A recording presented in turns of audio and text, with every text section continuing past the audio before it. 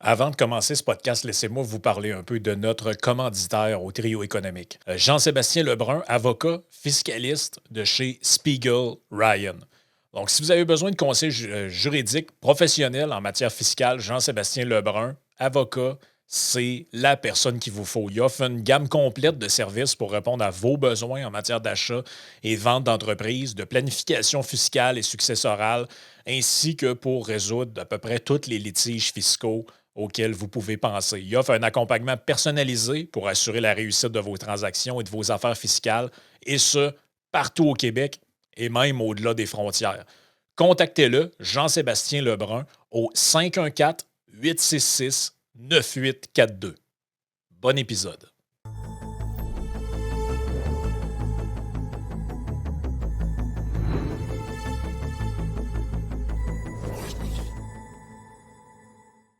Hey, bienvenue dans le trio économique. Aujourd'hui, on parle de droit de propriété et d'expropriation. Vincent Geloso, je vais te laisser présenter ton ami, évidemment, qu'on a déjà eu dans le podcast, mais juste avant, faut pas que j'oublie de faire ma pub quand même, j'étais en train de l'oublier. Les leçons du passé, on est sur Zoom, tout est viré à l'envers, l'effet miroir, mes amis, yes sir. Non, c'est correct. Le Nous autres, on le courage voit de comme faire face, Antoine Bernier, tome 3. Donc, sincèrement, un excellent livre que je m'en vais lire dans les prochains jours pendant mes petites vacances.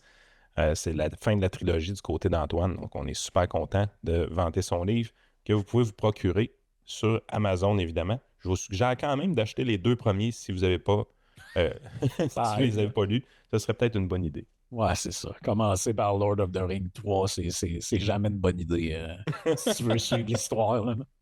Yeah. Yes, Vincent. Fait que c'est ça pour une deuxième fois au podcast. Ben écoute, notre invité, c'est Louis-Benoît Italien Bruno, le seul urbaniste pro-marché au Québec. Tous les autres, apparemment, ils n'aiment pas le marché. Tu sais, il y en a un qui c'est Olivier Niquette, l'urbaniste. Fait que, tu sais, écoute, ça devrait tout te dire sur à quel point on a trouvé du blé dans l'ivraie en ayant Louis-Benoît ici. Mais Louis-Benoît m'a proposé. Écoute, je suis pas de bonne humeur aujourd'hui. Fait que je tapoche sur beaucoup plus de monde.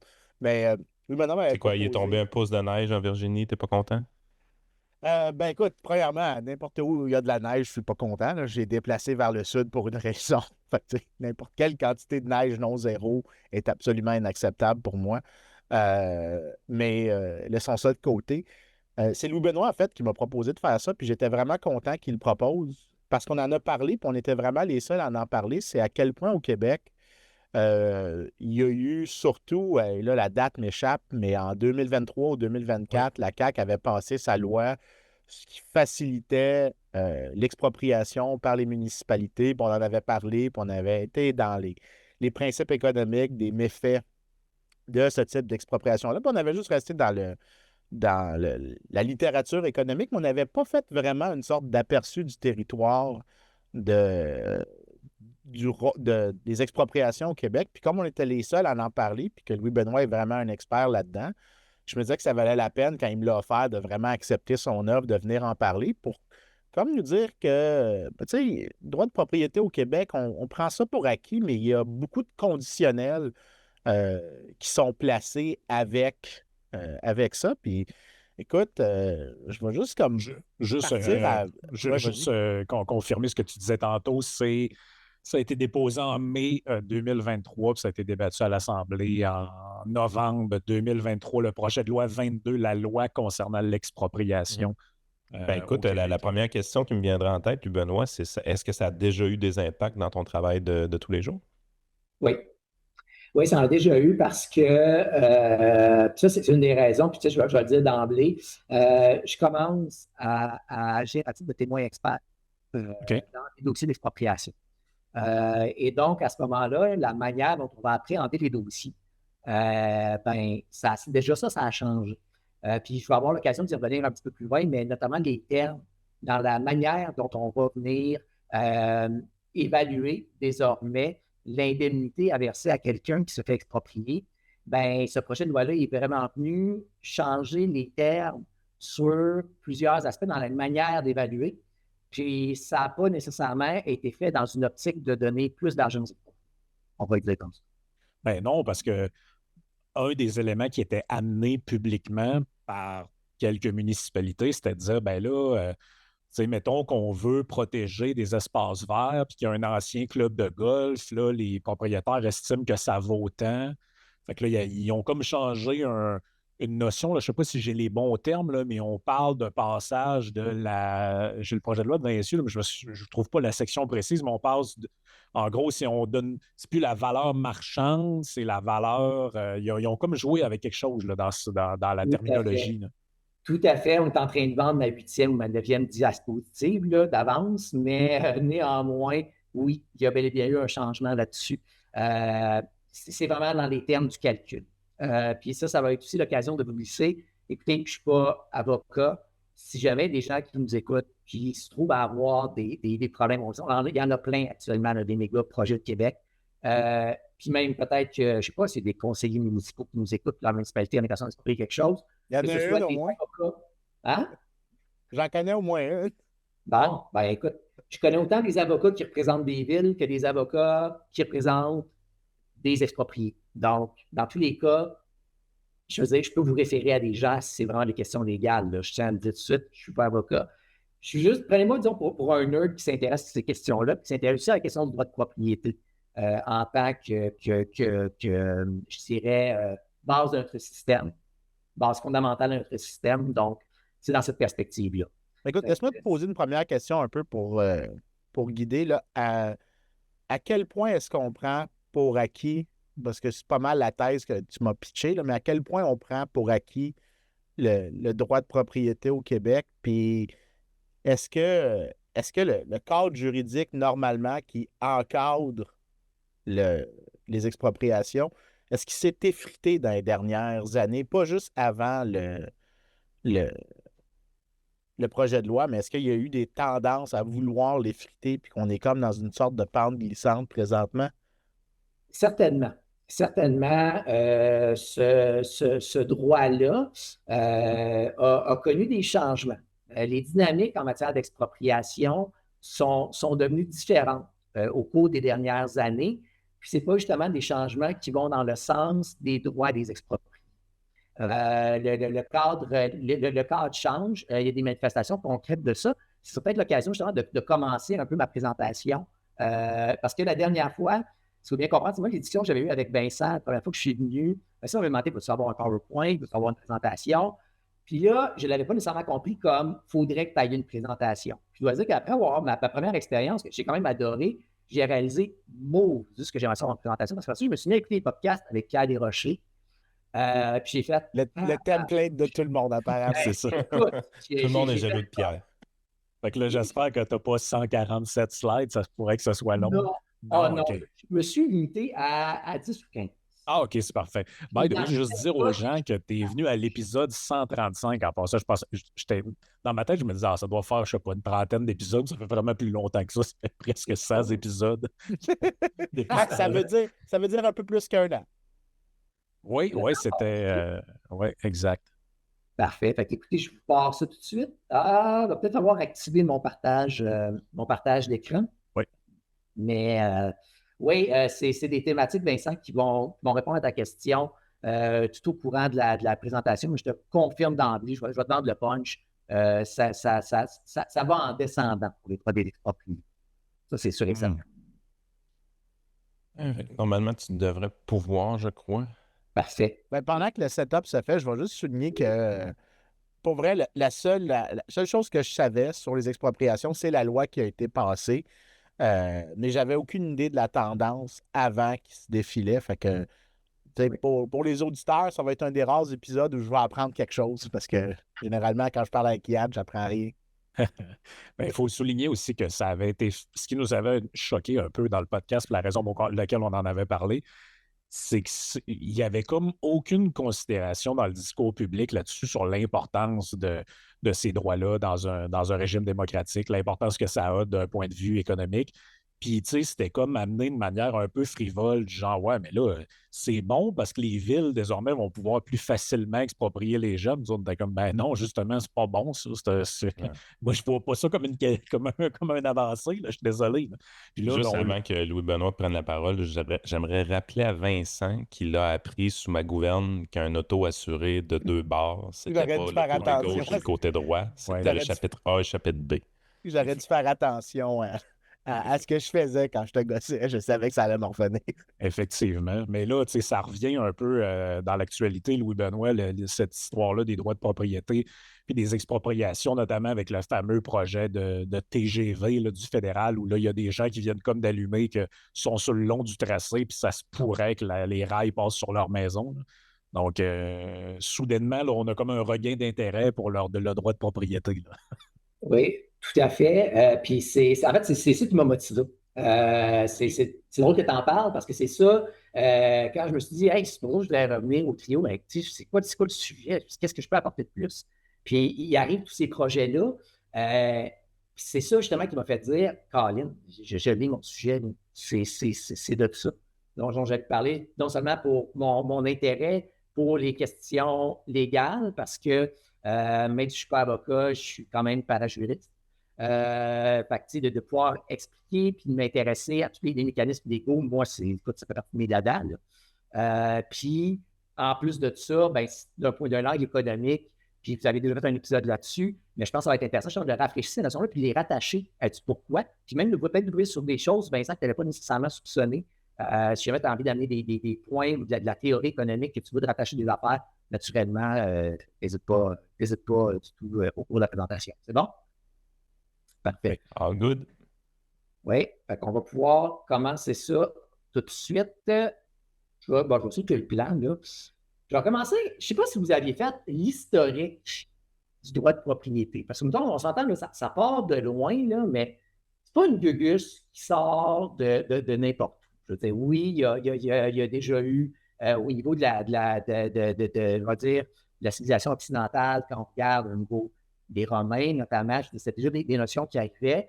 Mais comment c'est devenu apprendre son langue moderne? Dans ce qui m'a été donné de pouvoir lire sur le droit de propriété, moi, la première chose que j'ai envie de vous parler, c'est 1215, la Grande Charte, la Magna Carta en Angleterre, qui venait garantir que parmi finalement, la noblesse, ben, aucun membre de la noblesse n'allait se faire saisir sa propriété, sauf par un jugement rendu par ses pairs. Donc, on assiste déjà à une forme de protection du pouvoir du roi. Puis, il faut se rappeler le contexte, c'était Jean Santerre, qui était roi d'Angleterre à ce moment-là, qui avait envie de lever des impôts pour partir en guerre contre la France. Puis finalement, les barons, ça ne leur tentait pas, puis ont fait là, genre, on va t'attacher un peu les mains parce que tu commences à nous taper un petit peu ses nerfs avec les impôts. Fait que de façon un peu simplifiée, c'était un petit peu les enjeux qui étaient sortis, puis notamment sur cette question-là. Révolution française, 1789, ben, ça a été aussi un aspect de la Déclaration des droits de l'homme et du citoyen. Les droits de propriété, d'abord, sont garantis. Le but de toute association politique est la conservation des droits naturels et imprescriptibles de l'homme. Ces droits sont la liberté, la propriété, la sûreté et la résistance à l'oppression. Fait que déjà, on voit quelque chose qui commence à se développer. Une autre mention, propriété comme droit inviolable et sacré. Et nul ne peut en être privé, sauf sous une nécessité publique, légalement constatée et sous la condition d'une juste et préalable indemnité. Donc déjà, protection contre les expropriations, on est il y a de plus que 200 ans, puis il y a déjà quelque chose là-dessus. Et Constitution américaine, mais pas nécessairement dans la Constitution, on va dire, version originale. Ça a été fait avec le 5e amendement, qui se trouve être le même par rapport, disons, au droit à un procès juste et équitable. Mais il y a aussi la mention du fait que quand la propriété privée doit être prise, elle doit être faite avec une compensation. Donc ça, c'est vraiment écrit aussi à ce moment-là au niveau des Américains. Et même Déclaration universelle des droits de l'homme, l'ONU y a pensé, disons-le. Nul ne peut être arbitrairement privé de sa propriété. C'est littéralement un article qu'on a au niveau de la Déclaration universelle des droits de l'homme. Étrangement, au Canada, il n'y a rien. La Constitution ou la Charte des droits ne mentionne pas le droit de propriété. Ça ne veut pas dire qu'il n'y en avait pas. C'est juste que c'est plus du côté, on va dire, de la jurisprudence au niveau anglo-saxon. Puis au niveau du Québec, avec notre Code civil, ben là, on l'a. Donc, le droit de propriété est garanti au niveau d'articles, au niveau 948-958 du Code civil du Québec. Donc, c'est dans ces... puis, juste le mentionner, on a aussi une charte québécoise au niveau des droits et libertés aussi. Cette charte-là va aussi le mentionner. Naturellement, ce n'est pas une charte qui a la même force, on va dire, que la charte canadienne. Donc, au niveau légal, il y a comme dit une hiérarchie, on pourrait dire. Par contre, justement, dans les hiérarchies québécoises, la charte a son importance, on trouve le Code civil. Le Code civil du Québec, c'est comme une des lois fondamentales, on va dire, du Québec, une des lois les plus importantes. Fait que là, on a cette mention-là. Donc, souvent, on va dire que quand il y a un vide, bien souvent, le Code civil, on sert des principes du Code civil pour interpréter. Donc, le fait que ce soit écrit là, c'est déjà un bon point. Si je peux me permettre, là, je lisais, parce que j'ai déjà fait un podcast là-dessus et j'ai retrouvé l'information. Mais on dit qu'en 80, lorsque en fait, il y a eu la conférence des premiers ministres et le gouvernement fédéral voulait présenter, inclure l'article, dans le fond, dans le rapatriement de la Constitution sur les droits de propriété. Puis on dit que l'article, c'était le suivant. Là, toute personne a le droit à la jouissance individuelle ou collective de ses biens et n'a le droit d'en être privé que conformément à la loi et moyennant une compensation raisonnable. Et on dit, certaines provinces ont continué à s'opposer avec acharnement à cette garantie et les provinces s'opposaient plus au concept même d'une charte des droits qu'au contenu de cette dernière. Donc, finalement, il n'y a jamais eu de consensus pan-canadien sur ces articles-là, puis ils n'ont jamais été adoptés dans la Constitution canadienne comme telle. Exactement ça. C'est tout à fait juste de le dire parce que ce qui se passait notamment là-dessus, c'est que il y avait une question des provinces aussi. Quand on regarde le partage des pouvoirs, tout ce qui est l'organisation municipale, mais aussi, au final, l'aménagement du territoire, c'est une compétence qui est essentiellement provinciale. Donc, en venant de garantir au fédéral le droit de propriété, les provinces se retrouvaient à dire « OK, mais mon droit d'aménager ». Exemple, la loi sur la protection du territoire et des activités agricoles du Québec. Bien là, ah mon Dieu, j'ai une loi québécoise face à une charte canadienne qui garantit le droit de propriété. Fait que mon agriculteur qui veut vendre, subdiviser sa terre puis faire des maisons dessus, est-ce qu'il va vouloir s'opposer à ma loi provinciale en évoquant la Charte des droits et libertés du fédéral? Fait que ça, c'était devenu un enjeu. Puis un autre point sur lequel il n'y avait pas de consensus, c'est que ça venait aussi beaucoup du nouveau Parti démocratique qui venait, bien sûr, qui venait dire « Moi, je vais m'opposer à ce que ce soit inscrit si vous ne voulez pas garantir dans la Charte d'autres droits économiques. » Parce que le droit de propriété aussi est entendu sous différentes formes. Par exemple, aussi le propriétaire d'une usine, donc le droit de grève, le droit de manifester, piqueter sur place. Il y avait comme toutes sortes d'autres affaires qui venaient avec le NPT et c'était beaucoup opposé. Donc, c'est vraiment une opposition frontale, non seulement, oui, donc au niveau du parti, disons, on va dire, de la politique canadienne, mais aussi au niveau donc, des provinces, pour les raisons qu'on vient de mentionner, où on sentait peut-être un empiètement possible de ce droit-là sur des compétences, des pouvoirs d'intervention provinciale aussi. Hey, mais juste par curiosité, là, au Québec, on entend souvent l'expression « les terres de la couronne » ou des choses comme ça pour les réserves de territoire. C'est-tu parce que les gouvernements provinciaux, cette espèce d'opposition-là, ça voudrait aussi dire que leur capacité de dire « ben ça c'est des terres de la couronne, puis on va juste définir que c'est comme ça, ça allait affecter, toute fin pratique, le parc immobilier de l'État? » Je ne dirais pas nécessairement parce que je pense que justement l'expression de la couronne est utilisée, mais si on regarde notre système, ben, je veux dire, au Québec aussi, on a une couronne. C'est avec le lieutenant-gouverneur qui est comme le représentant de la monarchie. Fait que, je veux dire, tu peux avoir une terre de responsabilité. Finalement, c'est le gouverneur du Québec qui s'en occupe et dire c'est une terre de la couronne pareil. C'est mon hypothèse. Ce serait ça fait du sens. Ça. Exactement ça. C'est que je veux dire, le Québec est partie prenante d'une monarchie quand même. Non, mais c'était plus dans le sens, est-ce que l'État peut genre se dire, je peux le prendre, ce territoire-là est à moi, puis s'il y avait des droits de propriété, il ne pourrait pas dire, ben tu sais, la mine de Malartic, maintenant, une propriété de l'État. En fait, les terres de la couronne, on vient de dire, c'est techniquement son propriété de la couronne. Ça ne veut pas dire que le gouvernement a le droit de concéder, disons, des droits d'utilisation. Parce que en plus de ça, bon, c'est évidemment, mais en plus de ça, il faut se rappeler qu'un droit de propriété, ça se subdivise, juste la musique. Donc, et finalement, le droit de l'utiliser, utiliser les, en fait, l'utiliser, en récolter les fruits, comme dont un espèce de droit financier d'en tirer des ressources financières, ou l'abusus, c'est le droit de le détruire aussi. Donc, quand on le Il y a une regarde petite sous question l'angle qui me de... vient en tête, vite, vite, vite, excuse-moi de te couper, Oui, mais je me suis toujours fait dire qu'il y avait une différence entre le Canada et les États-Unis qui était fondamentale. Au Canada, on est propriétaire terrien de la surface seulement, alors qu'aux États-Unis, on a tendance à être propriétaire du sous-sol également. C'était une différence qui était fondamentale entre nos deux pays. C'est-tu quelque chose? C'est surtout, évidemment, dans la recherche pétrolière, par exemple, qu'on va voir la difficulté que ça l'amène au Canada là, de notre côté. J'ai-tu inventé ça ou ça n'a pas rapport? je dirais, moi, j'ai déjà entendu l'expression, je pense que c'était quand tu es propriétaire du nadir ou au zénith, quelque chose comme ça, qui est comme une façon de dire que ça comprend le dessous puis le dessus aussi. Mais ça, c'est, mettons, on pourrait dire le principe, des fois, de base. Mais après ça, puis on l'aura vu dans les extraits que j'ai présentés tout, c'est que des fois, dans les limites de la loi, c'est que c'est pas impossible de venir dire, oui, bon, d'accord, mettons, c'est ça, mais je viens, comme le gouvernement, à quelque part aussi, comme peut venir moduler le droit de propriété, bien, elle peut aussi, disons, gérer peut-être la question des droits aériens ou les droits miniers. Donc, des éléments comme ceux-là qui vont venir faire en sorte qu'au final, Fait qu'en gros, il il y a limite la. des nuances qui peuvent rentrer en ligne de compte. Mais ça là-dessus, c'est comme c'est très poussé. Ouais. Je ne peux pas me rendre beaucoup plus loin que ça. Mais je pense que c'est pas une question de. En théorie, non, tu as tout, mais au final, les règles au niveau du gouvernement peuvent venir faire en sorte que finalement, il peut y avoir des bouts qu'on finit par perdre par. Mais il y a Juste pour les auditeurs, je vais comme rajouter un truc qui est important en théorie économique sur les droits de propriété. C'est que ce que Louis Benoît est en train de décrire, c'est l'idée que tu peux posséder ton terrain, mais après ça, si l'État te dit que tu ne peux pas faire telle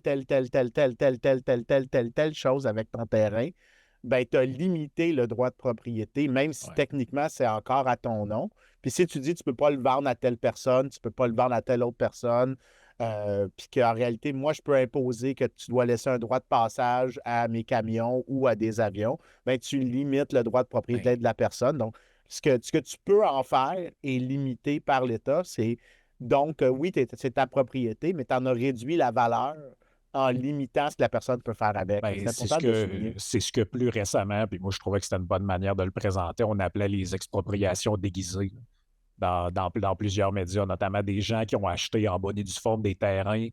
On leur a dit que oui, ils pouvaient se construire là-dessus, puis c'était résidentiel. Puis entre-temps, la municipalité dit non, non, mais nous autres, on protège la canopée ou je ne sais pas trop quoi.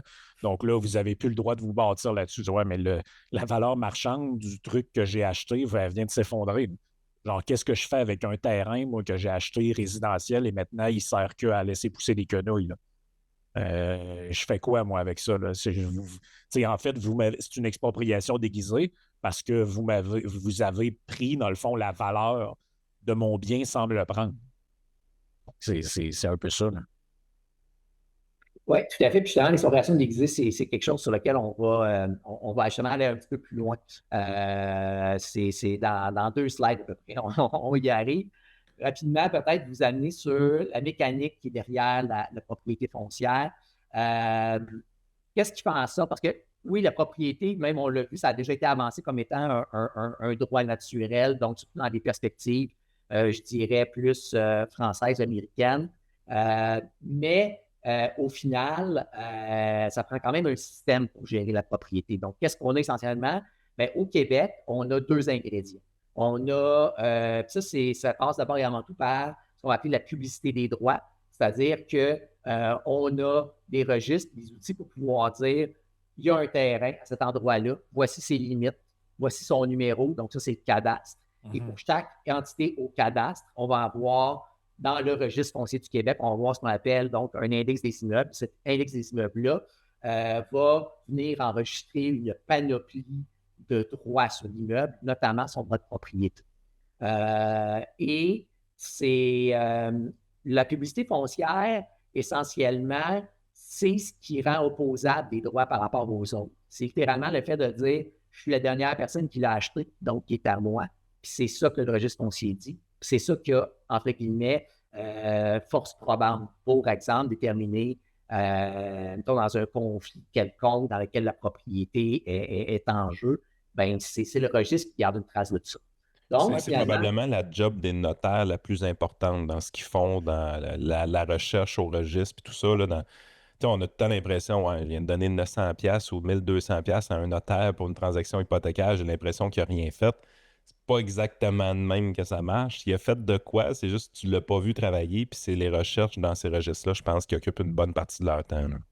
Ouais, En plus, je rajoute de quoi, tu sais, je veux dire, juste le cadastre, ça a l'air plate en crise, mais les gens, il y avait avant un système qui s'appelait c'est Meters and Bounds, qui est que tu définissais un terrain en fonction de choses reconnaissables comme la grosse roche au fond du terrain. Fait que tu t'avais dans des vieux documents légaux Ouch! mon terrain de la rivière jusqu'à la grosse roche. Mais c'est pas exactement très précis pour dire où la propriété d'une personne puis l'autre, tu sais, où est-ce que deux propriétés finissent par rentrer en conflit l'une avec l'autre. Ben, c'est pas facile à définir. Un cadastre, ça a l'air plate en crise, mais c'est fucking important. oui, ben oui, puis écoute, j'aime ça, Vincent, que tu en parles, parce que moi, des fois, ça m'a adonné que j'ai eu, exemple, on avait des clients au bureau qui arrivent avec une volonté de développer un terrain, tu sais, puis là, il arrive, puis là, on fait la recherche, oh mon Dieu, il y a un notaire, exemple, dans l'acte de vente qui dit que, tu sais, il avait trouvé une servitude. Ouais, il faudrait la localiser, la servitude, parce que peut-être qu'il y a d'autres servitudes de passage, mais bon, il ne faut pas continuer dessus. Fait que ça va venir au potentiel de terrain. Donc, on prépare un scénario de développement, bon, où est-ce qu'on peut installer le bâtisse, ces affaires-là. Bon. Puis là, tu te mets à chercher, puis tu t'aperçois que c'est une servitude, surtout dans les Laurentides. Tout le temps dans les Laurentides, c'était les pires, là.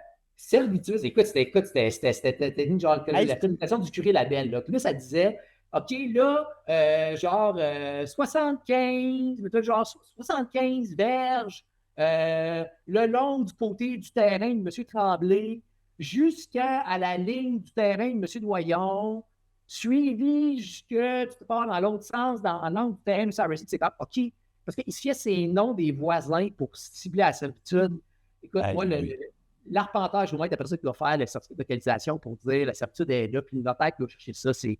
Écoute, je ne sais pas combien de tasses de café ça a dû prendre pour faire. Je veux juste souligner, premièrement, qu'on est très content de dire que c'est la première fois qu'il y a du Laurentide bashing dans le podcast. Exact. On ne se rappelait même plus que cette région-là existait. Ah non, mais elle est très populaire, mais sérieusement, le curé Labelle, quand il a repenté ça, il a peut-être fait une bonne job au début, mais ça se ferme petit au fil du temps. Hey, peut-être juste amener un point, parce que tantôt, là, quand on disait que le droit, dans le fond, il n'est pas enchâssé comme tel au Canada, il y a des gens qui s'opposaient à ça puis que c'est des défenseur de la propriété privée. Juste dire que c'est pas parce que tu voulais inscrire ça ou que tu ne voulais pas l'inscrire que ça ne définit pas nécessairement ta position par rapport au sujet. C'est qu'eux autres, ils disaient que dans la tradition britannique puis dans la jurisprudence là, anglo-canadienne, ben, ce droit-là, il est reconnu. Puis si tu viens le codifier noir sur blanc, ben là, tu ouvres la porte à ce que des gens viennent jouer dedans selon la définition que tu vas écrire de propriété. C'est un peu le même argument que les gens qui sont venus dire à Jolin Barrette, là, écris pas des affaires sur l'avortement dans ta loi que tu appelles Constitution, parce qu'en faisant ça, tu vas venir ouvrir la porte à ce que des gens viennent utiliser ces articles de loi-là pour attaquer ce droit-là. Donc, si tu le laisses comme dans le flou du common law, là, si on peut dire, là, puis de la tradition, ben, parce que dans le fond, ce qu'ils disent, c'est que dans la tradition canadienne, ben, tu as plusieurs jugements de la Cour suprême qui garantissent ce droit-là dans la jurisprudence. Fait que c'est comme. Il y en a qui disent c'est comme mieux que tu laisses ça de même que tu ailles jouer dedans pour l'inscrire noir sur blanc. Ça, c'est une position de juriste, je n'ai pas d'opinion là-dessus, mais je veux juste dire que ça existe. Là.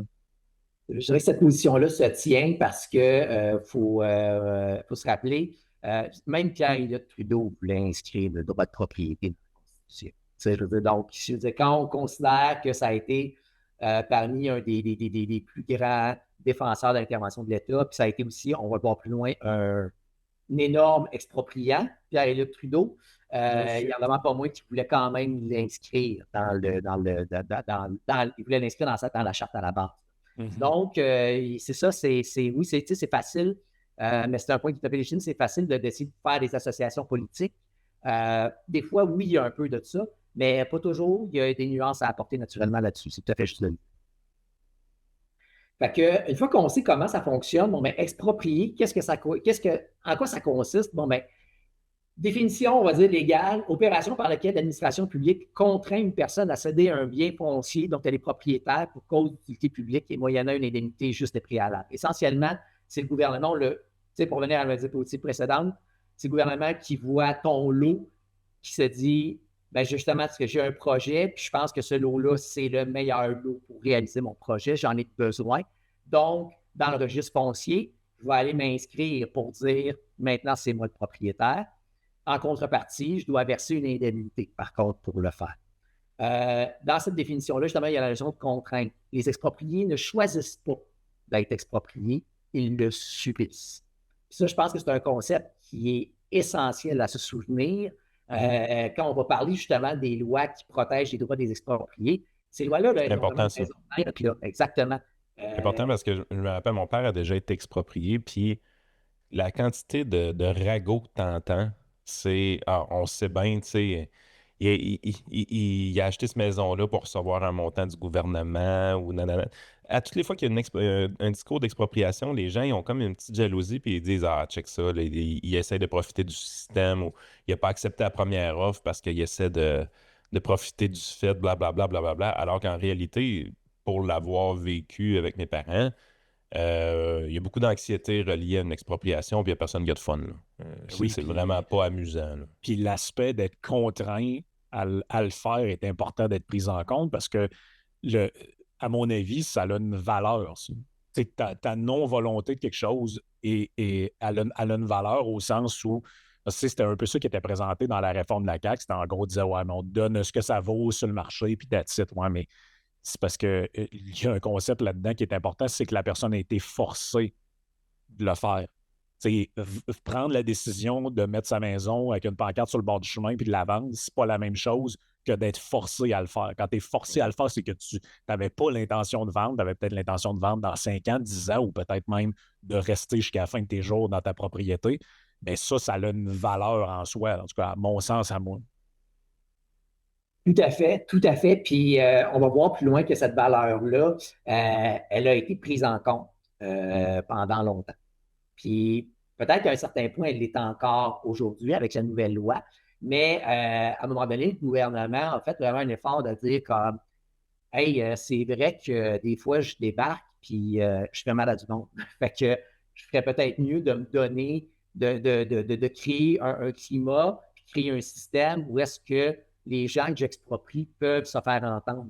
Puis justement, on va pouvoir en traiter, mais c'est tout à fait de la contrainte. C'est un élément qui est essentiel, puis c'est un élément qui a une valeur. Puis bien souvent, en effet, le ragoût dont tu parles, Yann, regarde, je vais y aller tout de suite là-dessus. Dans les audiences, là, c'est la nouvelle loi sur l'expropriation en 2023, quand ça a été entendu en commission parlementaire à l'Assemblée nationale, c'est poche parce que malheureusement, le Parti québécois avait tellement pas de siège qu'il n'y avait personne sur cette commission-là. Aujourd'hui, on ne sait pas donc où le PQ se tient. Mais donc, il y avait Québec solidaire, il y avait la CAQ, puis il y avait les libéraux qui étaient sur cette commission-là.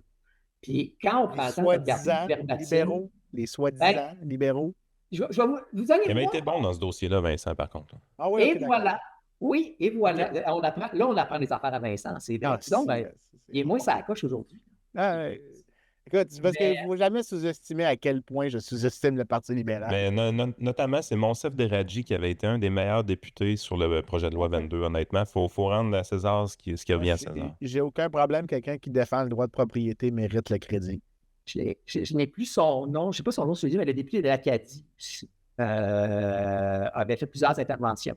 Et justement, de parler de la conséquence de venir faire une loi qui allait essentiellement venir, exactement, c'est ça, allait venir porter atteinte finalement au droit de propriété ou venir comme en réduire l'importance dans une société libérale, libre et démocratique. Ça pouvait représenter un enjeu problématique. Et Québec solidaire, eux, était plus venu avancer l'argument de venir dire oui, mais justement, c'est une bonne chose parce qu'on le sait, il y a des promoteurs qui littéralement s'acoquinent et qui s'arrangent avec le droit de propriété pour venir réclamer des montants. Puis nous autres, on a des projets qu'on veut faire avancer, puis là, on ne peut pas le faire. Puis c'est comme. C'est drôle parce que actuellement, là, du monde qui ont peur de subir les expropriations, là, ce n'est pas des promoteurs immobiliers, parce que les gens à Mirabel, là, qui actuellement se sentent comme. Ils ont comme l'impression de revivre de quoi qu'ils ont vécu depuis plusieurs décennies. On joue dans le film. Exactement. Puis je le sais, c'est fédéral, c'est pas la même chose que le provincial, mais il faut dire le principe des gens qui se font exproprier, c'est pas toujours des gros pleins. Puis ce que Yann vient de dire, ça peut être monsieur et madame, tout le monde peut être victime d'une expropriation de jour. Puis à cause de ça, Et tu ça en es dénote victime, ce que tu viens de dire là, c'est bon, tu en es victime d'une expropriation. Tu n'es pas en train de crosser le système, tu es victime d'une expropriation. Tout à fait, tout à fait. Puis, Ouais, puis tu sais, l'aspect, excuse-moi de te couper là, mais l'aspect utilité publique, là, je veux juste dire que dans plusieurs coins du Québec, à une époque, ça a été utilisé pour exproprier des gens pour faire des centres d'achat. on va aller aux exemples. On va aller aux exemples tout de suite. C'est-tu de l'utilité publique? Je ne le sais pas, là. On a fait des chansons là-dessus, je pense. Hein? Ben oui, il y a même un groupe de musique québécois célèbre qui a fait une chanson là-dessus. Ouais. Ben, par contre, je ne sais C'est vrai, j'avais oublié. pas si c'était une expropriation puis dont les colocs parlaient là-dessus. Est-ce que vous faites référence au centre d'achat dans le. Oui, exact. Ouais, ok. Mais- Oui, mais c'est ça, mais c'est On comprend arrivé le à plusieurs. Oui, c'est ça. On comprend le principe parce que c'est exactement ça. Je veux dire, ça s'est vu dans les années 60-70 avec les changements au niveau des formes urbaines. Avant, justement, tu avais ta petite rue avec tes petites boutiques. Puis là, tu as eu dans les années 60-70, croissance de l'automobile. Bon, ben là, ça vient avec quoi? Ça vient avec des gros centres d'achat, avec des gros stationnements. Fait que, tu sais, l'affaire, c'est que pour faire de la place pour ça, ça venait de ça, c'est pour vous. On s'est dit, ah, ben justement, les banlieues, c'est comme ça que ça se développe. Puis les banlieues ont du succès. On va faire la même affaire dans la ville. Ah, puisque tu n'as pas de place, justement, tu as des plex partout, des petits magasins, des petits bâtisses. On va les raser, on va faire de la place. Bien, notamment à Québec, la colline parlementaire, c'est ça qui s'est passé. Puis, en fait, parce que je vais aller faire Québec tout de suite. Je vais aller faire Québec tout de suite. Je reviendrai ces autres tantôt. On a autour, j'ai mis une photo, là, la photo d'en haut, 1949. Je l'ai zoomé, pardon. La photo en haut à gauche, 1949. La photo à droite, en bas, c'est aujourd'hui. Première des choses, vous allez voir là, dans le deuxième cercle rouge qui est le plus bas, vous avez le bâtiment de l'Assemblée nationale du Québec. On le reconnaît. Regardez en 1949, tout ce qui était développé. Comment c'était? Oui, il y avait des maisons. C'était littéralement genre Saint-Roch et Saint-Sauveur, tu leur produisais en haut, c'était ça. Tu leur produisais en haut, c'était exactement ça. C'est la forme. En fait, même chose aussi, c'est mettons genre les bords de la rue Saint-Jean, ben c'était le tissu urbain, la ville avait cette forme-là tout le temps. Dans les années 60, 70, justement, première des choses, ça nous prend une percée. Fait qu'on avait pris la petite rue Saint-Cyril, qui est devenue boulevard René-Lévesque après. On y a donné 6 voies d'un bord, 6 voies de l'autre, quasiment. Fait qu'on est tout allé chercher, on est tout allé exproprier ça. Là, après ça, ben, révolution tranquille, ça nous prend des fonctionnaires. Ça nous prend de la place pour les fonctionnaires. Ah, t'es en train de me faire fâcher. là. Complexe G. Complexe G notamment, exactement. Ah, c'est que je suis ça. Vous fâché. allez voir Marie-Dugas. Fait que pour faire de la place pour les fonctionnaires, et donc le G, Ah, je ferme le mon H, budget. puis le I, ben, on exproprie du monde, puis on va venir implanter nos bureaux de fonctionnaires. Et là, après ça, les fonctionnaires, eux autres, ça leur tente pas seulement de vivre en ville. Là, j'ai 5 fois, j'ai des ports qui explosent, ces villes-là. Hey, il faut les amener au centre-ville. Qu'est-ce que ça nous prend? Ça nous prend des autoroutes. Fait que qu'est-ce qu'on fait? Bon, ben, on va aller exproprier pour construire l'autoroute du Frein-Montmorency. Ça, c'est la bulle que vous avez en haut à droite. Regardez 1949, qu'est-ce qui est là, puis regardez qu'est-ce que vous avez aujourd'hui. Celle qui finit dans un mur. Là. Oui, exactement ça, tout à fait. Le fameux tunnel qui a été construit là-dessus, qui était censé traverser en dessous de la butte du Cap-Diamant, qui était censé revenir au boulevard Champlain, là, au-dessus de Saint-Laurent. Donc, ça, c'était l'intention qui était prévue à l'époque. Ça ne s'est pas fait, mais néanmoins, il y a un méchant bout de l'autoroute du Frein-Montmorency quand même qui a été fait. Donc, et son nom, ça partait de rue à l'époque qui était la rue du Frein, qui se rendait jusqu'au chute Montmorency, ou le nom du Frein-Montmorency. Donc, ces expropriations-là ont Il y avait beaucoup de maisons sur ce territoire-là. Énormément. On parle, là, c'était pas mes chiffres, je revenais à ma diapositive précédente. Ça, à cette époque-là, on parle de 2000 logements qui ont été détruits. Juste pour l'autoroute, on parle d'environ 300 logements. Donc, ça, en effet, c'est du monde. Puis les maisons, c'est parce que ces logements-là, c'était pas des personnes seules qui les habitaient. C'est ça, à cette époque-là, tu peux avoir une famille de 3, 4, 5, 6, 7. Tout ça pour qu'on ait des restaurants sur le Grand Allée. Hein? Les restaurants sur Grande Allée, c'est pas si pire que ça, mais Place Québec, notamment, le centre des congrès de Québec aujourd'hui, avec un genre de centre d'achat aussi, je me trompe, il y avait un centre d'achat qui était prévu. Et là, le but, c'était on exproprie et notamment, on fait un deal avec, je pense que c'était avec Hilton, pour qu'ils construisent leur hôtel, puis avec le centre des congrès qui allait être à côté, Place Québec. Donc, tout ça venait avec. Fait que oui, on parlait de l'intérêt public, puis c'est pour ça que je m'en allais là. L'intérêt public, oui, des fois, c'est des projets publics, mais des fois, l'intérêt public, c'était après ça, je vais te donner un privé qui réalise son projet. Oui, c'est ça. Donc, c'était d'un point de vue, je vais dire peut-être d'une éthique libérale des choses. Est-ce que c'est éthiquement correct tu as un projet, tu es un agent d'économie privée, de demander à l'État, hey, peux-tu faire de la place pour mon projet? Puis moi, après ça, je vais aller prendre le terrain, puis il faut que toi, tu vas l'avoir dégagé. On peut se poser la question, savoir, donc, ça passe. C'est une subvention déguisée, quelque part. Ben oui, c'est une subvention déguisée. Exactement. Il y a probablement dû, je ne sais pas si c'est j'anticipe ce que tu vas montrer, mais à mon avis, il y a eu la même chose sur le fameux Mail Saint-Roch. Dans Saint-Roch, qui est un quartier tiré d'un coin de Québec, c'est ultra avec des petits plex, des petites maisons collées. Puis à un moment donné, il y a un centre d'achat qui apparaît là-dedans. Et donc, clairement, il y a dû avoir des expropriations pour faire ça. C'est pas impossible. Ce que je sais par contre de Mail Saint-Roch, c'est que tu as essentiellement, c'était une rue, puis ils ont juste comme fermé la rue, puis ils ont couvert la rue.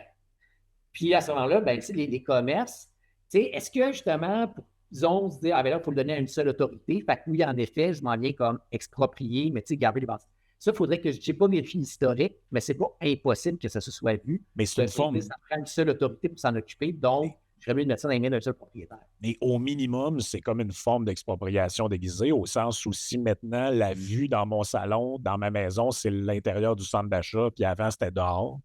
Ça se peut que j'aie perdu un peu de jouissance de ma propriété. C'est pas impossible. Ce que ça peut signifier, en effet, c'est qu'il y a différentes actions que le gouvernement peut entreprendre, que ce soit municipal ou provincial, qui vont venir faire en sorte que la valeur de ma propriété est affectée. Puis ça, écoute, c'est un enjeu. À un moment donné, il y a eu une poursuite. Je pense que c'était à Brossard. Des résidents de Brossard qui vivaient le long d'un coin très rural de Brossard, qui était, je pense, le chemin des Prairies. Puis avec le projet du REM, là, la ville avait comme changé ses affaires, ça s'était développé en ce parti. Et là, il y avait eu une augmentation de la circulation. Et les gens avaient poursuivi la ville de Brossard pour me dire, là, écoute, ma qualité de vie est affectée. Là, j'ai des camions qui passent, à n'en plus finir. Et sous réserve que ça avait été porté en appel et tout ça, mais une des décisions qui avait été rendue, c'était le fait de dire, bien écoutez, c'est parce que ça fait partie des inconvénients de voisinage à la fin, on ne peut pas être dédommagé pour ça. Oui, la ville, mais ça s'est développé autour, ça fait partie de la game. Donc, il n'y a pas de dédommagement qui est possible pour ces circonstances-là par rapport, disons, à une vraie expropriation, on va le dire comme ça. Pour en revenir à d'autres cas d'expropriation, là, je vais les faire. Montréal, c'est drôle. Je te dis en plus de ça, je vais faire. Je savais que tu allais le faire. C'est tellement l'exemple classique, là. Je le reconnais juste à l'image. Ben oui, puis je veux dire, je voulais parler de Montréal avant de parler de Québec, mais finalement, les gars de Québec m'ont bien eu. J'ai fini par parler de Québec sans parler de Montréal. Donc, je les félicite là-dessus. Quand tu parles pas mal de Saint-Lambert, c'est correct.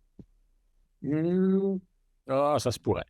Je me garde la possibilité pour plus tard, mais la ville de Trois, là, tu parles? Ouais. Le Duché. Et sur le site même de la ville de Montréal, la ville affirme qu'entre 1950 et 1970, plus de 25 000 Montréalais sont expropriés de leur logement ou maison. Là. Il y a eu, j'ai mis un exemple, mais des cas à Montréal de la rénovation urbaine, puis vous avez fait de quoi avec Pierre Desrochers là-dessus, là, la rénovation urbaine, là, ça en était. Vous preniez un terrain, là, même plutôt un quartier, puis il y avait ce qu'on appelait les taudis. Ah ouais, mais l'habitat, il est pas bon, l'habitat. C'est comme c'est des vieilles bâtisses.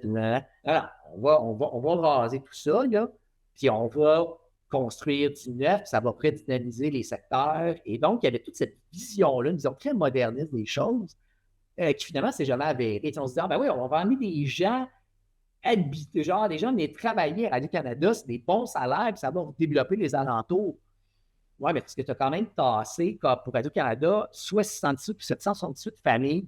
Ah, mais ces familles-là, là aussi, là, ils étaient peut-être pas riches, mais ils faisaient vivre une économie locale. Je veux dire, tu avais des épiceries, tu avais des restaurants, puis ces gens-là, il y avait quand même une vie. Puis au final, toutes les grandes promesses de dire les employés de Radio-Canada, ils vont venir dynamiser le secteur, ça ne s'est jamais réellement avéré.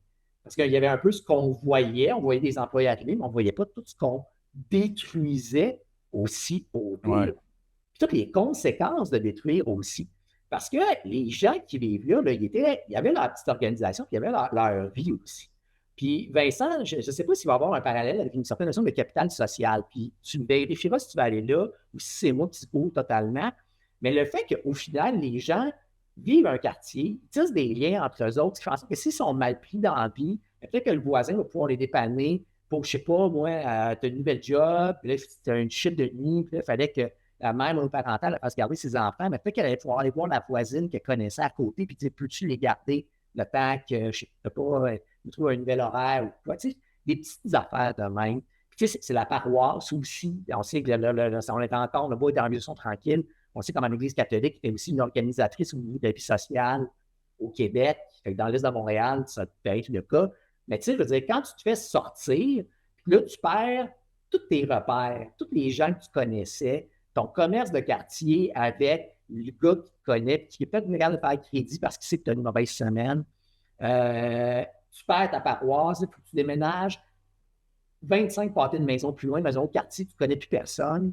Peut-être que je me trompe, là, mais ces choses-là, elles ont une valeur, puis elles affectent les gens, puis elles affectent aussi finalement leur capacité comme individu à pouvoir se débrouiller tout seul, à ne pas dépendre de l'État, avoir leur job, leur fierté, puis leurs affaires, puis l'expropriation vient tout briser ces liens-là, vient tout briser ça. Hypothèse, je ne sais pas si d'un point de vue Non, écoute, j'ai pas du tout de désaccord avec ça pour la simple et bonne raison que quand tu parlais, j'ai pensé à comme 2 articles qui expliquent ça. Puis il y a une des raisons très simples, c'est que le capital social, c'est quelque chose que l'État ne peut pas taxer. Toute fin pratique, c'est, je veux dire, Donc, ça garder existe les pas. enfants, garder l'enfant d'une autre personne. L'État ne le voit pas comme une source de revenus, ne le voit pas comme une manière de redistribuer, mais ça a une valeur importante. Le tissu de liens qui existe n'est pas vraiment intéressant à l'État, ne serait-ce que dans la mesure que peut-être marginalement, ça réduit ses dépenses de sécurité publique dans le quartier parce qu'il y a des yeux sur la rue à n'importe quel moment, donc les crimes sont moins élevés. Mais fondamentalement, ce n'est pas un capital taxable. Alors, il s'en fout. C'est difficile à mesurer, fait que tu Oui, assumes c'est que aussi difficile à mesurer, mais que ça c'est ça. n'existe pas, mais tu sais, c'est des liens, comme Louis Benoît dit, c'est des liens qui existent. Tu sais, je veux dire, t'élèves tes enfants dans un quartier, ces enfants-là, ils ont des amis avec le puis ça compte. voisinage, tout. T'as beau dire que ça vaut rien, tout ça, on te donne de l'argent, on t'exproprie, ouais, mais ça vaut quelque chose, là. C'est Ça vaut des, pour des beaucoup. relations humaines qui sont brisées dans certains cas, surtout à une époque où tu peux moins facilement te déplacer.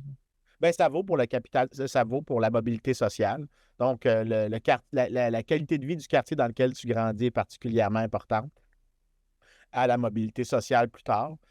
C'est très important pour le support en temps de choc. Donc, si quelqu'un perd une job, il y a des amis qui peuvent le backer.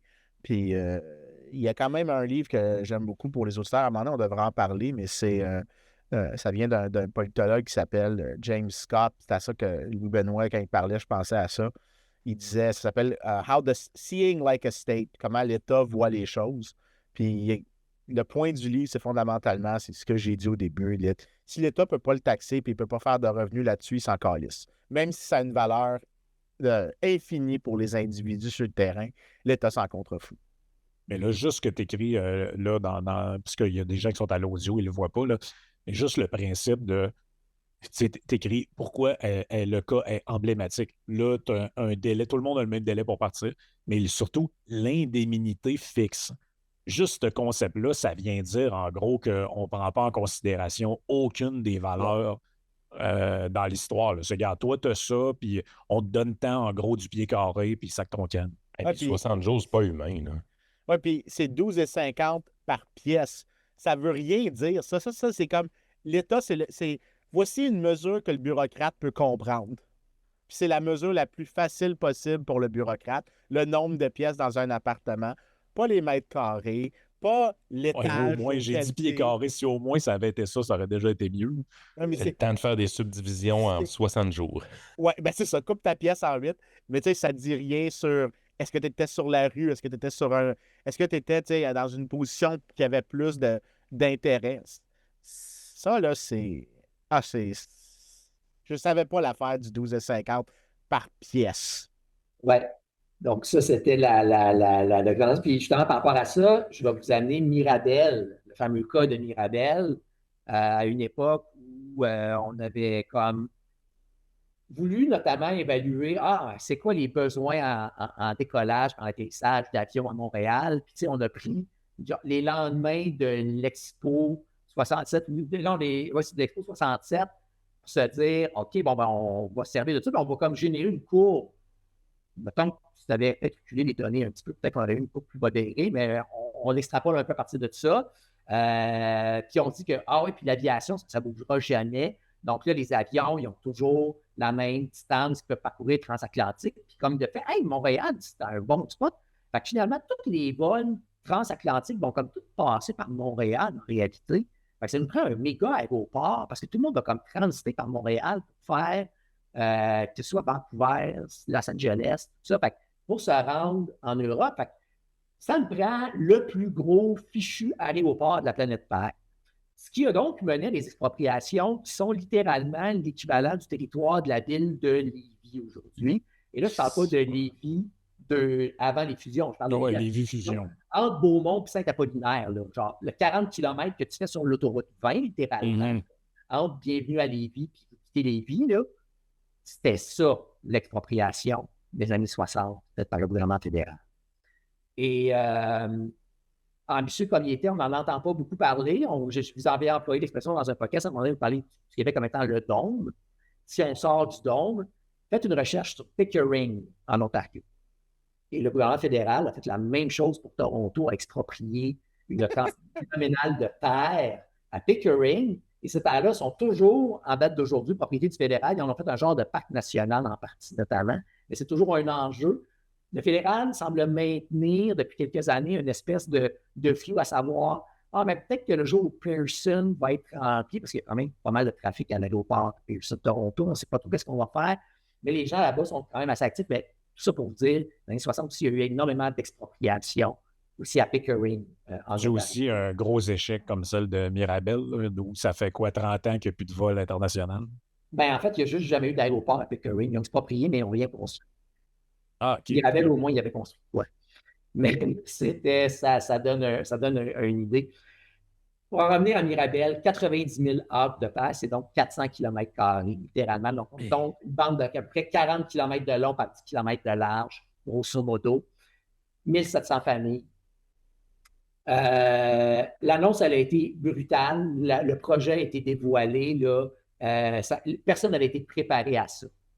Puis Forion, qui était ma diapositive précédente, puis je vais peut-être devoir économiser un petit peu de temps, mais c'est un peu la même chose. Là.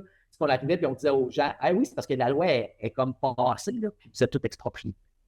Donc, j'aimais un espèce de travail en amont de sensibilisation, de dire, tu sais, ce qu'on traversait avec Alto, mais Alto est déjà annoncé. Là, écoutez, on peut dire, il y a un corridor, on va passer par Mirabel.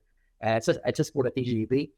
Puis, on a l'intention de passer par Mirabel. On ne sait pas exactement où, mais au moins, il y a comme une volonté de le dire d'avance. C'était encore plus fait accompli à l'époque de l'aéroport. Incertitude donc prolongée qui s'était donc déroulée par rapport à ça, parce que c'était difficile d'obtenir des questions sur les délais, l'indemnisation, qu'est-ce qu'elle arrivait avec les terres.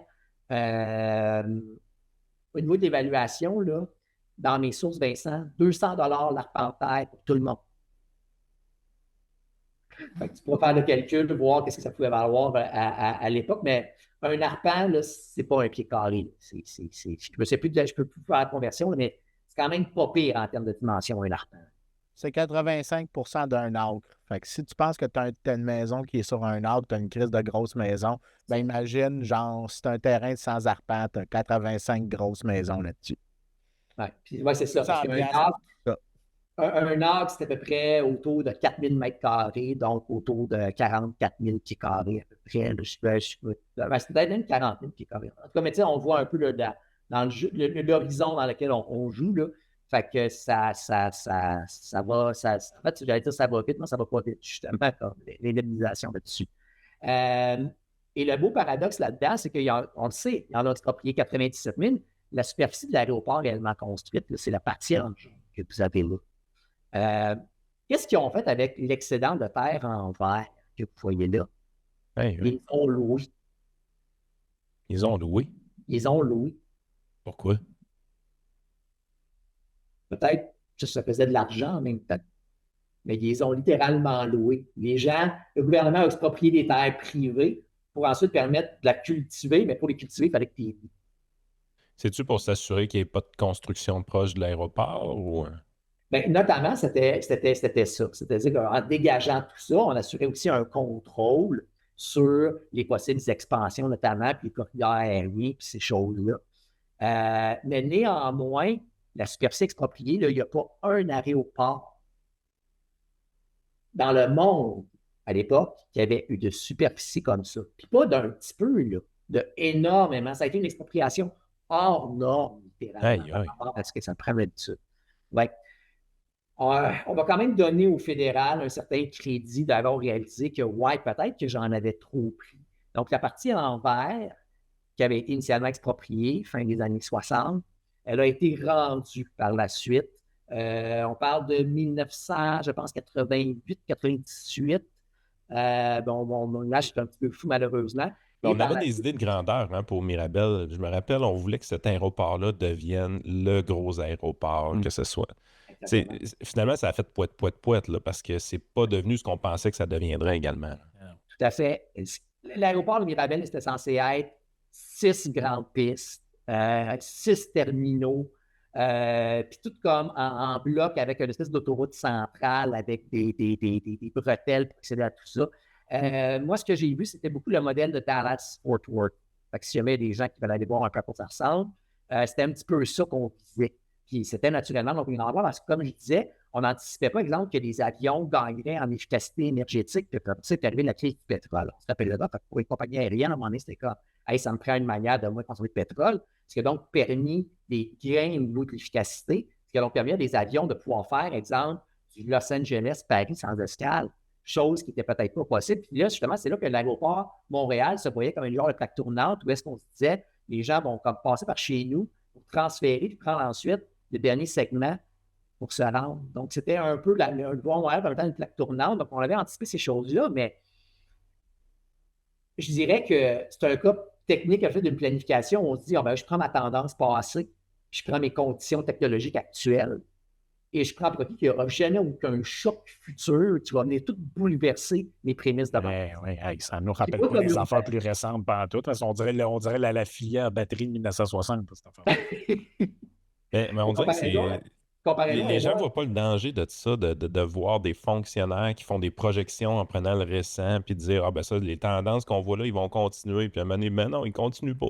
Puis, on ne l'avait pas prévu, mais c'est le grand défaut de la planification centrale, c'est qu'on infère des tangentes ou des tendances, puis on les projette dans le temps, mais ça tient à rien, ces affaires-là. Il n'y a pas d'études en arrière de ça qui prouvent qu'ils ont raison. C'est juste, on a trouvé un graphique, puis ça c'était beau sur le graphique, puis on a continué la ligne comme si ça n'allait jamais changer dans le temps. Là. C'est écoute, ça me rejoint énormément parce que je veux pas, j'ai beau travailler dans le privé, je suis urbaniste quand même. T'sais, moi, j'ai mon expérience professionnelle, c'est celle de quelqu'un, la job, c'est de planifier. Je veux dire, j'ai été élevé professionnellement comme ça, puis ça n'empêche pas le fait que tu vas me présenter certains chiffres des fois basés sur certaines tendances passées. Quand tu gardes en tête, OK, est-ce qu'il peut arriver un choc? Peut-être que je pourrais avoir un scénario A, B, C, D, mais souvent, puis c'est la même chose quand une ville veut faire des projections démographiques pour savoir c'est quoi l'espace dont j'ai besoin pour grandir, combien de logements je dois accueillir. C'est que des fois, c'est de dire, ouais, mais supposons qu'il arrive un choc particulier, là.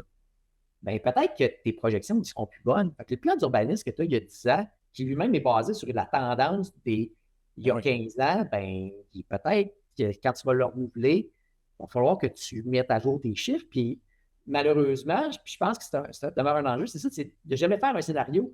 OK, supposons que ma croissance démographique, ben justement, l'immigration augmente. Oups, peut-être que je vais avoir besoin de plus de logements que je pensais finalement. Peut-être que, tu sais, à un moment donné, on se disait dans les années 60, les familles étaient très nombreuses, arrive la révolution tranquille, changements sociaux, de tout d'un coup, bam, la taille des ménages diminue. Ben, OK, mais le Montréal, qu'on avait prévu à 12 millions d'habitants, à un moment donné, dans les documents de planification des années 60, les bras jamais. À un moment donné, les ménages se brisent, puis les gens vivent de plus en plus célibataires. C'est pas la même grosseur de logement que tu as besoin dans ce temps-là. Exactement ça. Fait que ça aussi, c'est un autre facteur aussi là, qu'il faut tenir compte. Donc, Hmm. puis ça, là-dessus, permettez-moi de citer un urbaniste qui est aussi qui est très économiste, qui est Alain Berthaud, Vincent, que tu connais peut-être. Dans son livre Order Without Design, puis lui, il est urbaniste de formation. Ce qu'il dit, c'est les urbanistes et les économistes doivent se parler, ça a plus de bon sens. C'est essentiellement c'est son message principal. Donc, ça voudrait dire qu'il faudrait que je parle plus souvent à Vincent, malheureusement. Mais non, quand même. Je suis d'accord pour le malheureusement pour toi. Ouais, c'est dur. Pas exactement plaisant. Mais son message de dire les urbanistes devraient, au lieu de faire des documents de planification puis les mettre sur une tablette puis les oublier, devraient plutôt faire, hey, aux 6 mois, là, j'en vérifie si mes chiffres ont changé. Ça veut donc dire que ma planification est toujours mise à jour en fonction des plus récentes tendances, puis je suis capable de, excusez-moi, ça va vous perdre, je suis capable de venir changer mes tendances, de dire, hey, finalement, mon nombre de logements, ça ne marche plus. J'avais prévu X affaires. Hey, ça veut dire que mes infrastructures, je suis encore correct. Est-ce qu'il faut que j'appelle mes gars des travaux publics, je leur dise, hey, il faudrait peut-être songer à agrandir l'usine d'épuration. On dit bonjour aux gens de Lévis. Donc, sur ces questions-là, de venir dire, est-ce que je suis encore agi par mes affaires, puis de voir l'urbaniste un peu plus comme ça, je donne le sujet, mais voir plus l'urbaniste comme un, tu sais, genre quelqu'un qui a comme un centre de contrôle devant lui, là, puis qui fait comme, OK, aujourd'hui, j'ai ce nombre de logements, dans 2 mois, ça s'annonce pour être ça, puis 2 mois plus tard, OK, c'est-tu réellement ça? Puis il fait juste regarder ces chiffres, genre, puis c'est comme, est-ce que la bouilloire, à un moment donné, est en train de péter, puis est-ce que j'ai besoin de sortir de la vapeur à un moment donné? C'était un peu l'image qui était avancée là-dessus. Donc ça m'amène un peu vers ça. Puis, ouais, je regardais dans mes recherches historiques, je trouvais ça drôle. Si vous prenez la forme d'expropriation en Mirabel, puis vous prenez juste la toxicité de 45 degrés par en haut, ça ressemble à un bonhomme qui est en train de faire un hold-up. Tiens, fusil dans ses. J'ai dit ça parce que, j'en parle parce que il y avait des images, justement, des expropriés de Mirabel, que c'était comme, sur leur pancarte des manifestations, c'était clairement, c'était hold-up à Mirabel, qui avait pris donc cette figure-là, puis il l'avait repiré de bord. Donc, c'était juste. Des fois, les gens qui manifestent, tu sais, des fois, tu es d'accord avec les manifestations, tu n'es pas d'accord avec les manifestations. Des fois, la pancarte, tu fais comme, écoute, je reconnais le génie derrière la pancarte. C'est comme, c'est un bon flash. Ben, ça, je trouvais que le flash était bon aussi. Ben, écoute, LB, parce que le temps file quand même à une certaine vitesse, là. Veux-tu. Parce que là, c'est clair qu'il y a une tendance où est-ce qu'il y a. L'exproprié semble être dans une mauvaise position, mais j'imagine que, il y a eu, après des trucs aussi intenses que Mirabel, il y a dû avoir des pushbacks en faveur de défendre le droit des expropriés. Puis il doit avoir un autre retour du balancier parce que dernièrement, ça n'a pas l'air d'aller dans le sens des expropriés, mais plus dans le sens des expropriants dernièrement. Fait que, à un moment donné, je pense qu'il faudrait voir. Regarde, t'as de quoi? Fait que, je vais te laisser y aller. Tout à fait, exactement ça. Puis je pense, T'as vu où je m'en allais? Oui, puis écoute, le temps file, tu as tout à fait raison. Puis je pense que, tu sais, je suis content d'avoir passé du temps aussi beaucoup sur l'histoire. Je sais que des fois, c'est quelque chose qui ressort beaucoup, dont vous parlez. Puis je pense que c'était important justement de faire ce parallèle historique-là. Fait que je suis content qu'il est fait. Puis ça me permet de conclure un peu là-dessus. Donc, fin des années 60, le gouvernement, là, c'était le gouvernement du Québec, c'était le 4e État en volume d'expropriation en Amérique du Nord. Donc, par capita ou juste volume total? Volume total. Parce qu'on a un grand territoire, mais tu sais, quand même. Je veux juste féliciter tous les artisans de la Révolution tranquille. Oui, mais la social-démocratie, Vincent, puis du socialisme, c'est un peu ça. Tu saisis des terres, tu saisis des droits de propriété. Je veux dire, c'est là que le Québec s'est socialisé. Je veux dire, c'est pas surprenant de voir qu'on était très performant au niveau des expropriations. Là, tout le monde s'en doute, je pense. C'est sûr, mais tu as quand même réalisé que 4e, mais c'est exactement ça. C'est-à-dire, un État en croissance a besoin de place. Tu peux essayer de l'acheter au prix du marché selon les terrains qui sont disponibles à vendre, mais des fois, tu dis comme non, je le veux là. Tu sais, pas ailleurs, je le veux là. J'ai plein de cégeps à construire, j'ai plein d'hôpitaux à construire, j'ai plein d'écoles primaires toutes pareilles à construire. C'est ça.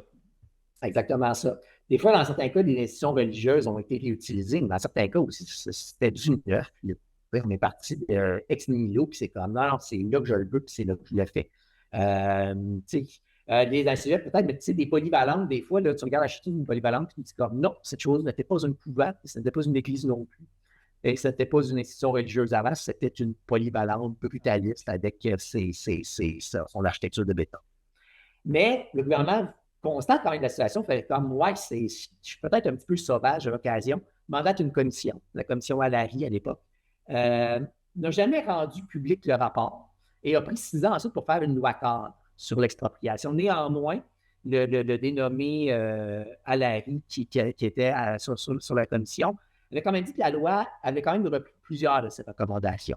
Puis c'est possible parce que lui, justement, il était très attentif sur les conséquences de l'expropriation. Il disait comment les droits des propriétaires devraient être garantis dans une loi. Puis il avait fait comme, hey, ma loi, je reconnais des affaires que j'avais dit. Une procédure unique. Donc, la loi sur l'expropriation de 1973 disait, lorsqu'il y a une expropriation, voici comment ça doit se passer. Tel papier est envoyé, l'exproprié, après ça, il fait telle affaire. Là, après ça, tu peux aller te contester en cours parce qu'on crée un tribunal dédié à ça. Et ça m'amène donc justement le tribunal spécialisé parce qu'avant, il y avait 350 lois qui disaient comment différentes méthodes d'expropriation selon ce qu'on expropriait. C'était comme une loi sur mesure à chaque fois. Donc là, on vient dire justement, il y a une seule loi, on vient uniformiser les procédures. Et donc, on a un tribunal. Aujourd'hui, c'est le tribunal administratif du Québec qui a une section dédiée sur les expropriations qui vient donc entendre toutes les parties. On vient aussi forcer le gouvernement à verser une indemnité provisionnelle. C'est-à-dire qu'à le moment où tu es exproprié, déjà, tu as droit à une part, une somme d'argent. Et l'indemnité définitive, elle est fixée donc par le tribunal plus tard, à moins que les parties s'entendent, ce qui n'est pas impossible non plus.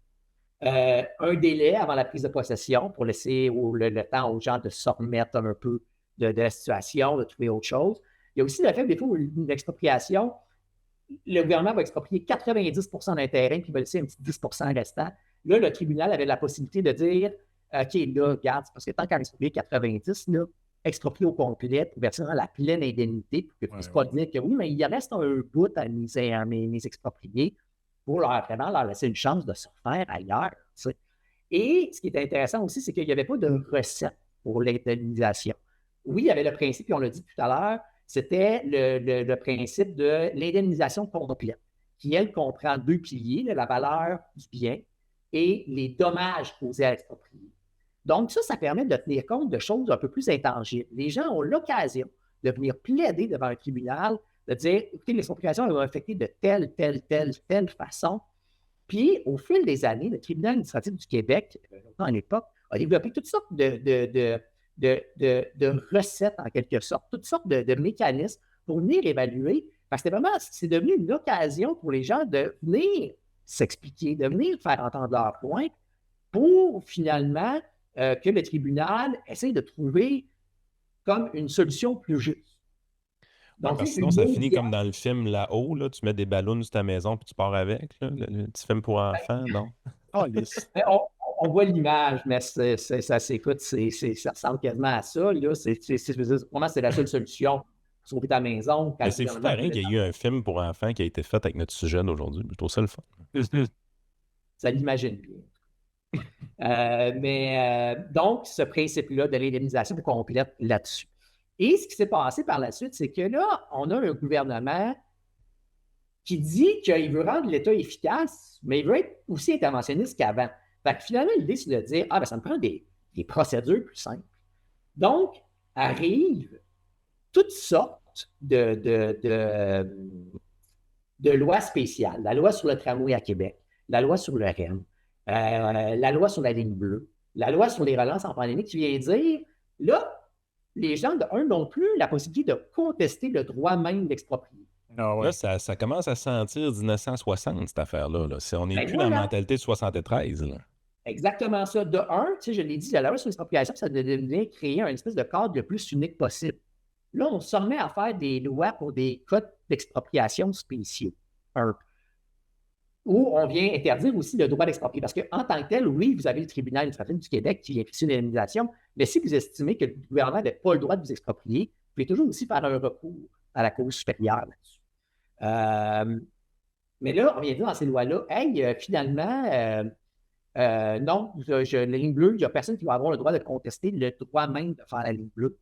Fait que, C'est allez chercher quoi vos j'aime de ce que tu as fait aujourd'hui, Louis-Benoît, c'est que tu nous as montré comment c'était avant, avec des exemples qui sont spectaculaires. Tu vois Mirabel, tu vois le Québec, évidemment, où est-ce que des milliers de personnes ont été expropriées, que le gouvernement n'a pas été fair avec eux, que même on a été assez intense. Tu sais, on va te donner 60 jours, puis toi, tu t'en vas, là. Puis c'est vraiment pas humain.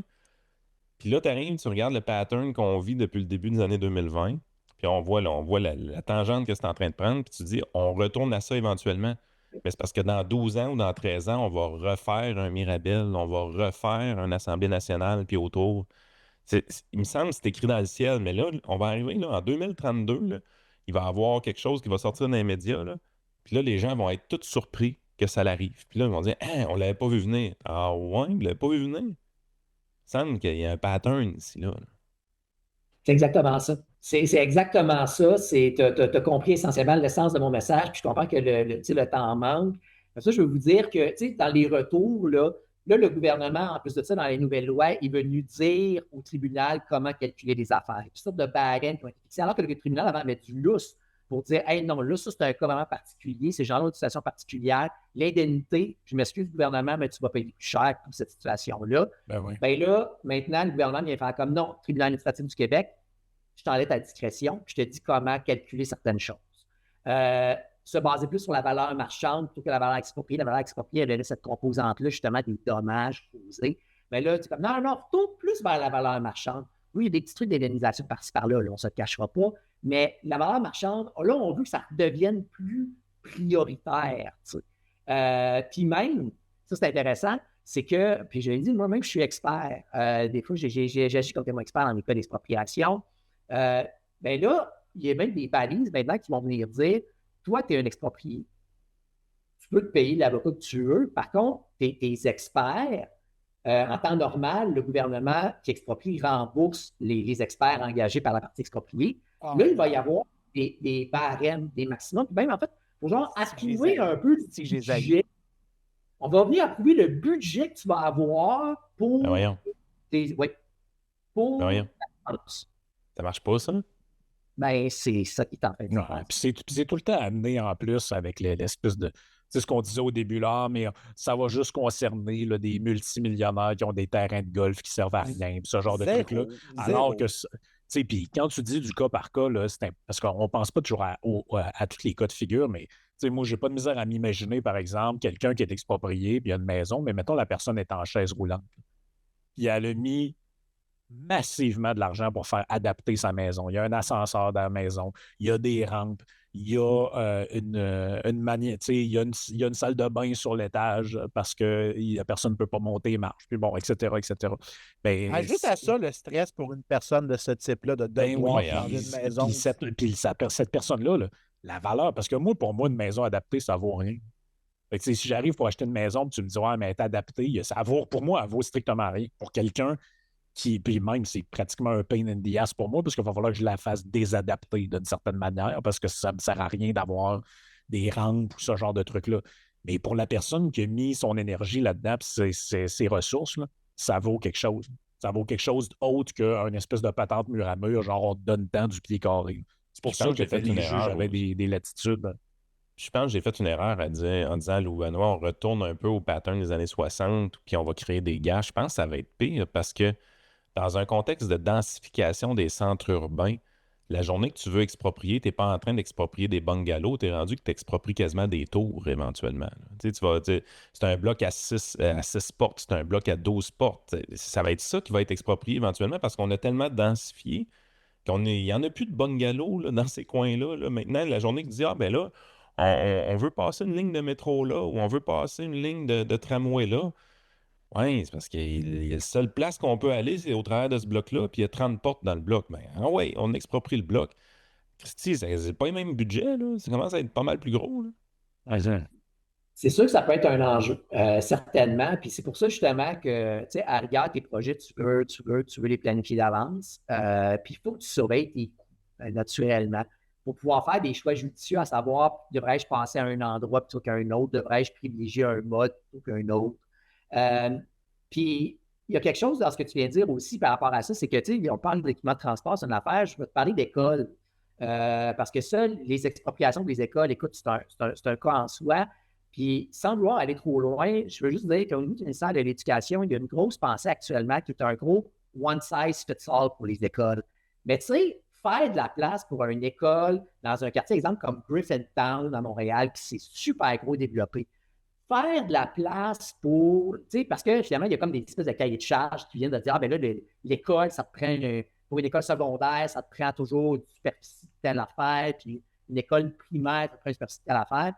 Ben, quand tu veux les insérer, ces écoles-là, dans les milieux qui se développent, puis qu'en plus de ça, ton cahier de charge, il est comme, ouais, mais tu sais, mon école à Saint-Glinglin, c'est comme mon école au centre-ville de Montréal ou à Québec. Mais là, tu as le même problème, c'est-à-dire que tu modules même pas en fonction de tes réels besoins. Fait que ça aussi, il y a quelque chose là-dedans dans ce que tu viens de dire, c'est que on densifie un peu partout, mais il y a certains endroits où on densifie plus que d'autres.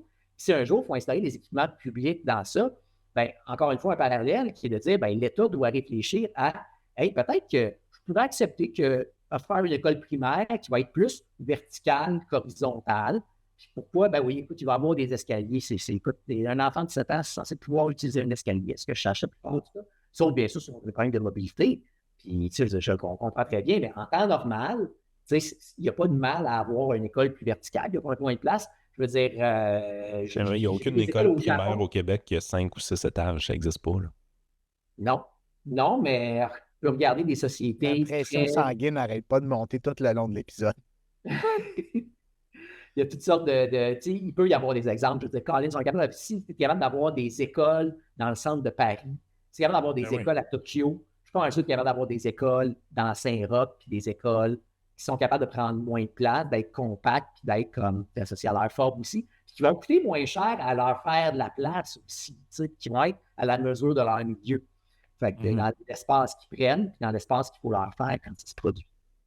Fait que, je vais juste finir parce que justement, je l'ai dit, je suis expert, puis je me dis peut-être que dans quelques années, un jour, il y a un avocat de l'autre bord qui va écouter ce podcast-là, puis qui va comme me remettre dans les choses que j'ai dites aujourd'hui. Je veux juste clarifier certains messages. Je ne suis pas contre le principe d'exproprier. Pourquoi? L'État existe. L'expropriation va toujours être un mal nécessaire. Un point aussi qui est important, puis tu sais, je veux dire, on n'a pas parlé ici du troisième lien parce que je ne serais pas du même bord de la table de vous autres là-dessus, mais c'est pas grave. Au pire, on le fera, puis ça va être drôle. Mais peu importe le projet, souvenez-vous de ceci, que ce soit une expropriation pour le troisième lien, une expropriation pour le tramway, que ce soit pour une autoroute ou du transport collectif ou n'importe quoi, peu importe le projet, une expropriation, ça a des conséquences. Il faut toujours que ce soit traité avec la même rigueur. Dans une société libérale, que ce soit traité de façon rigoureuse, peu importe pourquoi on le fait, pour le principe même d'enlever la propriété privée à quelqu'un. Ça, c'est important ce que tu dis là, parce que moi, j'ai l'impression que pour le fonctionnaire, pour le politicien encore plus, l'expropriation trop facile, donc les lois facilitant l'expropriation qu'on a discuté aujourd'hui, ça va enlever cette rigueur-là. Ça va enlever ce désir-là de faire attention, parce qu'à un moment donné, si tu arrives et tu te dis, OK, là, on n'a pas le choix, là, on a 3 tracés. Ce tracé-là, on exproprie 1000 personnes. Celui-là, on exproprie 1500. Puis lui, on ne sait pas trop, mais ça va être 1200. Normalement, tu devrais privilégier celui qui exproprie 1000 personnes. Mais là, si ça ne coûte plus rien ou c'est beaucoup moins cher, les expropriations, tu te dis, ah ben là, lui, on exproprie 1500, mais on va économiser sur les coûts de construction, de ça. Fait qu'on va prendre celui qui en exproprie 1500 parce que les expropriations coûtent moins cher. Ben là, tu es dans un bas. Tu dis, ouais, mais tu viens de toucher 500 vies supplémentaires au lieu de juste 1000. Tu as fait ce choix-là par souci de simplicité. Tu t'es donné des lois pour que ce soit plus simple.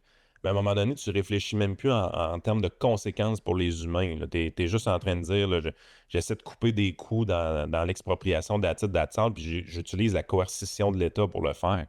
Parce que c'est un peu ça, là, quand il y a une notion de démontrer de quelle façon tu es lésé, la bonification que tu peux aller chercher plus élevée si tu fais une bonne démonstration.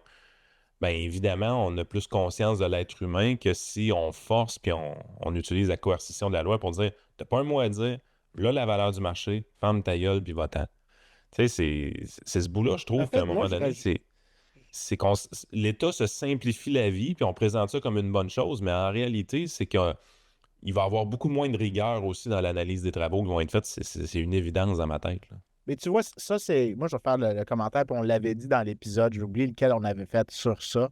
Mais j'avais dit le coût social. Ce que l'État doit faire, c'est minimiser le coût social, pas le coût fiscal.